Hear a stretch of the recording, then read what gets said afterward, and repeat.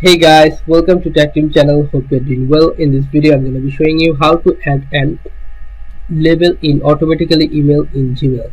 So let's go to Gmail first. Then you'll find here this option, show search options. Click on this, then put here or write here the email address.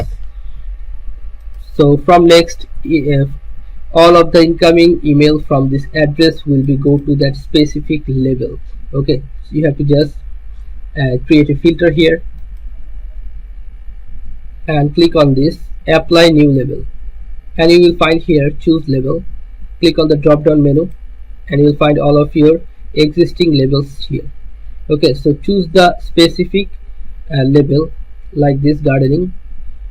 So after click on creating filter, all of this incoming mail from this specific email will be go to that gardening label. Okay, so click on create and you're done. So guys, this is how you can do this. So guys, if you find this video helpful, then please give a thumbs up and don't forget to subscribe the channel. Thank you so much for watching the video.